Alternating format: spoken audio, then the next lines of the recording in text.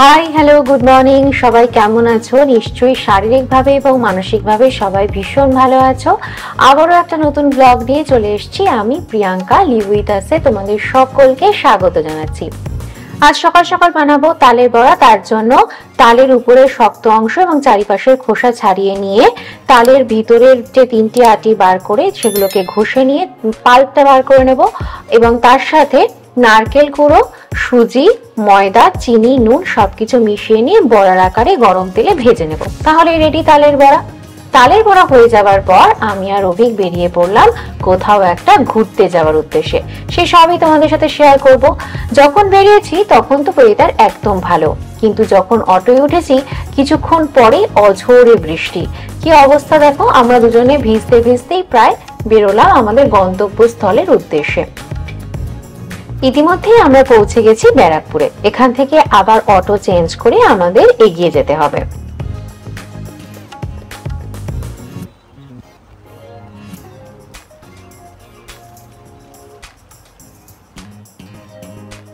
এখন আমরা পৌঁছে গেছি ফেরিঘাটে। ধোবিঘাট থেকে আমরা লঞ্চে পার করে যাব শ্রীরামপুর। অনেকেই হয়তো ইতিমধ্যে বুঝতে পেরে গেছো আমাদের গন্তব্যস্থল ঠিক কোথায় হতে চলেছে। চারিপাশটা দেখো কি অসাধারণ লাগছে, চারিপাশে জল, সুন্দর একটা পরিবেশ, দেখতেও বেশ ভালো লাগছিল। দেখতে ভালো লাগলেও ভয়ও কিন্তু বেশ লাগছিল, সেটা কিন্তু লুকিয়ে রাখার মতো নয়। আসলে অনেকদিন পর এরকম আমরা লঞ্চে করে যাচ্ছি আর এত বৃষ্টি, সেই জন্যই বেশি ভয় লাগছিল। তবে লঞ্চে অনেক লোক ছিল। এরই মাঝখানে আমাদের ছাতাটা আমাদের সাথে একদম বিশ্বাসঘাতকতা করলো। কেন বলছি বলতো? বৃষ্টির মধ্যে হাওয়ার চোটে আমাদের ছাতাটা একদম উল্টে গেছে। উল্টে গিয়ে একটা বাজে পরিস্থিতি। তাই আমাদের একটু মনের মধ্যে সংশয় রয়েছে যে আমরা কি আমাদের গন্তব্যস্থল অবধি এই ছাতা নিয়ে ঠিকঠাক মতো পৌঁছতে পারবো তো? ফেরিঘাটে নামার পর আমরা চলে গেলাম অটো করে আমাদের গন্তব্যস্থলে। হ্যাঁ, আমরা চলে এসেছি মুখার্জিস রেস্টুরেন্টে। এতদিন এই রেস্টুরেন্টের বিভিন্ন ভিডিও আমরা সোশ্যাল মিডিয়ায় দেখেছি। আজ আমরা নিজেরাই বেরিয়ে পড়লাম, পৌঁছেও গেলাম। এখানে আসা মাত্রই আমরা অর্ডার দিয়ে দিলাম আমরা ঠিক কি কি খেতে চাই। এতদিন বিভিন্ন ভিডিওয়ে এই রেস্টুরেন্টের অ্যাম্বিয়েন্স দেখেছি, আজ নিজেরা গিয়ে বেশ ভাল লাগছে। অসাধারণ একটা পরিবেশ, অন্যান্য রেস্টুরেন্টের থেকে সত্যি একটু আলাদা। পুরনো কলকাতার অনেক ছবি এখানে টানানো রয়েছে দেওয়ালে। এছাড়াও এখানকার যে সমস্ত ল্যাম্প বা লাইটগুলি আমরা উপর থেকে বা সিলিং থেকে ঝুলতে দেখছি, এগুলো সবকটাই বেশ পুরনো দিনের একটা ছোঁয়া বহন করছে। এছাড়াও আলো আধারের এক স্নিগ্ধ পরিবেশ সত্যি মনোমুগ্ধকর। এমনকি এখানকার সার্ভিং প্লেটগুলো অন্যান্য রেস্তোরাঁ থেকে একেবারে আলাদা। ইতিমধ্যে আমাদের সার্ভ করে দিয়েছে আমাদের প্রথম ডিশ ফিশ ফ্রাই। আস্তে আস্তে তোমরা দেখতে থাকো আমরা ঠিক কি কি খাচ্ছি। পুরো ভেটকির ফিলিংটা দেখতেই পাচ্ছেন আপনারা। ভীষণ ভালো। আমরা এখন ফিশ ফ্রাই খাচ্ছি, যেটা খুব পপুলার।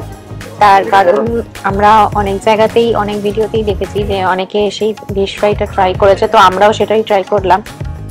অসাধারণ খেতে, শুধু বলছি বলে নয়, তোমরাও এসে ট্রাই করো, ভীষণ ভালো লাগবে। আর এই তোমাদের এই ছবিটা দেখাচ্ছে এখন পুরো মাংস, কোটিংটা কিন্তু একদম হালকা, বেশিরভাগটাই মাছের পোরশন আর একদম ধোয়া ওঠা। আজকে বৃষ্টির দিন, তার মধ্যে এইরকম একটা ফিশ ফ্রাই জাস্ট জমিয়ে দিচ্ছে। অসাধারণ লাগছে খেতে। আমরা আপাতত একটাই নিয়েছি। আমরা অনেকগুলো যেহেতু আইটেম অর্ডার করেছি, সেজন্য অল্প করে সবকিছু টেস্ট করব। অনেকটা ভিডিও হয়ে গেছে, প্রায় 4টে বাজে। আমার এখানকার অ্যাম্বিয়েন্সটাও ভীষণ ভালো লেগেছে। এটা হচ্ছে আমাদের পরের আইটেম, চিকেন মালাই কাবাব। উপরে পুরো মালাইয়ের পুরো দেখতে পাচ্ছেন, এখানে মালাই পুরো এটা সব পিসগুলো দারুণ। ওকে বলছি একটু জোরে বলতে, কারণ নাহলে অডিওটা ক্যাপচার হবে না। বলছে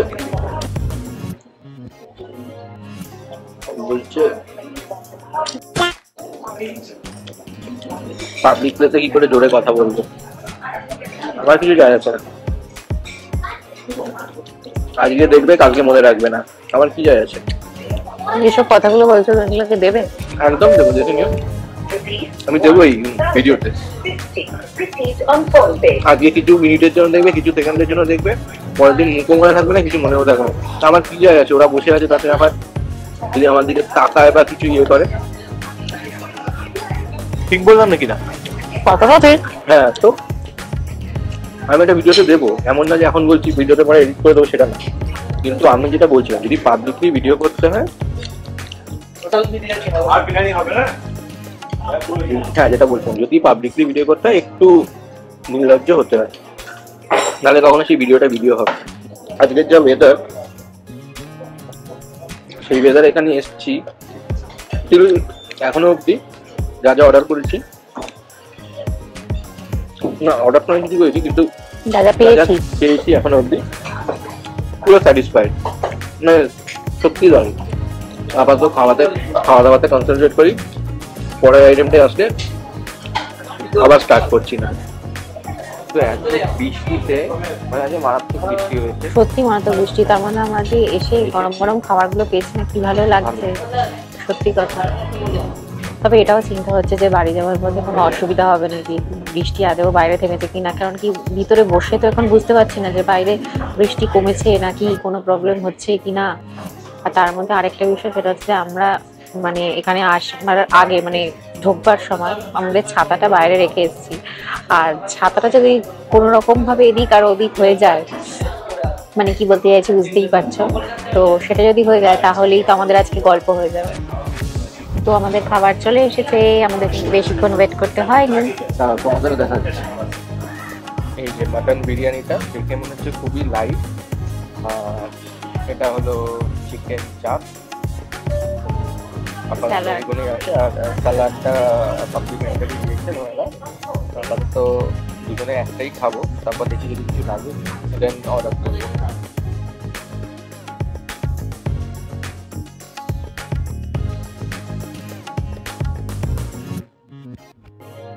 ভেবেছিলাম একটাতে হয়ে যাবে দুজনেরই, যেহেতু অনেকটাই দেরি হয়ে গেছে, প্রায় 4:30 মতন বাজে, তো যেটা বেশ ভালোই পেয়েছে, তো তাই জন্য দেখি আরেকটা অর্ডার করলাম। বুঝতে পারছি না যে আরেকটা অলরেডি পাবো কি পাবো না, দেখা যাক কি হয়। বিরিয়ানিটা সত্যি কথা বলতে খুবই লাইট বিরিয়ানি, বেশি অয়েল নেই, মশলাদার নয়, মানে স্পাইসি না। মানে এক একজনের তো এক এক রকম বিরিয়ানির প্যাটার্ন পছন্দ, তো এখানে বিরিয়ানিটা লাইট। তো যারা লাইট বিরিয়ানি খেতে পছন্দ করো, আমাদের যেমন ভালোই লাগছে, আমরা লাইট বিরিয়ানি খেতে পছন্দ করি, তো সেক্ষেত্রে আমার এই বিরিয়ানিটা বেশ ভালো লাগছে।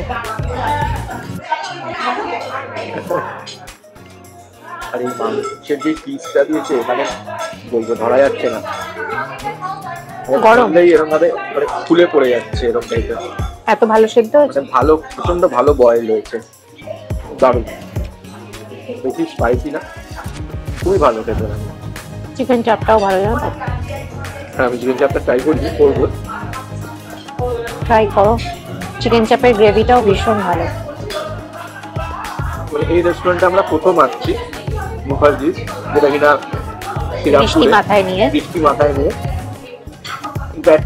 এখানে যে মানে খাবারগুলোকে না ভীষণ স্যাটিসফাইড, আর এত ভালো লাগছে খাবারগুলো গরম গরম পেয়ে। দেখো, খাবারের একটা টেস্ট তো নিশ্চয়ই ম্যাটার করে, তার সাথে সাথে খাবারটা যদি একটু গরম পাওয়া যায়, মানে একদম গরম নয়, হালকা যাতে একটা গরম থাকে, তাহলে কিন্তু সেই টেস্টটা আরেকটু বেড়ে যায়।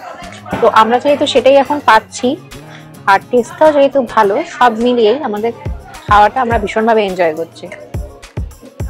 তো তোমরাও যদি মানে মনে করো যে কোথাও একটা খেতে যাবে, নতুন কোথাও ট্রাই করবে, আশেপাশের রেস্টুরেন্টে তোমরা ট্রাই করেছো, এবার অন্য কোথাও ট্রাই করতে চাইছো, তো তোমরা এখানে আসতেই পারো। কি হয়, আমি চিকেন চাপ বা এইসব জিনিসের আইটেম নিয়ে না, আর আপনি একটা মেয়ে 4:30 বাজে বিরিয়ানি শেষ, বুঝতে পারছেন কিরকম ডিমান্ড। আবার তো খাওয়া দাওয়াটা কন্টিনিউ করি, দেখি যদি আর ফার্দার কিছু অর্ডার করি, মনে হয় না করতে হবে, ডেজার্টে কিছু একটা অর্ডার করবো, গল্প শেষ করবো আজকের মধ্যে, দেখা যাক।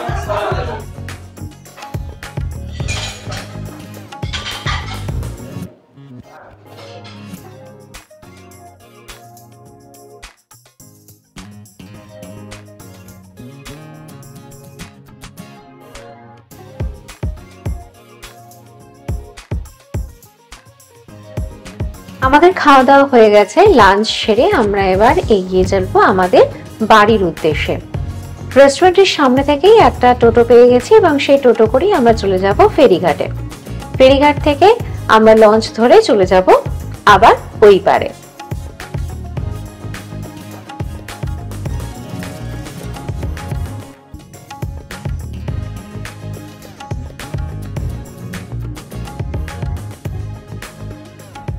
ধোবিঘাটে নামার পর আমরা চলে যাব ব্যারাকপুর স্টেশন, তারপর সেখান থেকে অটো ধরে আমাদের বাড়ির পথে রওনা দেব। ব্যারাকপুর থেকে যাওয়ার পথে এই দেওয়ালটা দেখলে ভীষণ ভালো লাগে। কি অসাধারণ কারুকাজ দেখো, অসাধারণ শিল্পীদের হাতের কাজ। সুন্দর করে এই দেওয়ালটাকে কিভাবে ফুটিয়ে তুলেছে সকলের সামনে, দেখতেও ভালো লাগছে, আবার দেওয়ালটা নোংরা করতেও কারোর মন চাইবে না। অটোয় বসে দুজনে মিলে ভাবলাম বাড়ি নয়, অন্য কোথাও আরো একটু ঘুরে তারপরে বাড়ি যাব। তাই আমাদের ওখানে একটা মেলার আয়োজন হয়েছে, সেই মেলাতেই ঘুরতে যাব বলে ঠিক করলাম। ব্যাস ভাবা মাত্রই চলে গেলাম দুজনে মিলে সেখানে। মেলায় ঘুরে ফিরে বিভিন্ন দোকানে বিভিন্ন রকম জিনিস দেখছি। এই পুতুলটা আমার ভারী পছন্দ হয়েছিল, কিন্তু দাম একটুকু কমালো না। যদিও পার্মানেন্ট দোকান নয়, সেই জন্যই আর পুতুলটা কিনে আনলাম না। এরপরেই আমি চললাম মেলার সবচেয়ে আকর্ষণীয় দোকান, অর্থাৎ হরেক মাল 10 টাকার দোকানে। এই দোকানগুলিতে 10 টাকায় বিভিন্ন রকম জিনিস পাওয়া যায়, যেগুলো সাধারণত আমরা আমাদের আশেপাশে কোনো জায়গাতেই পাই না।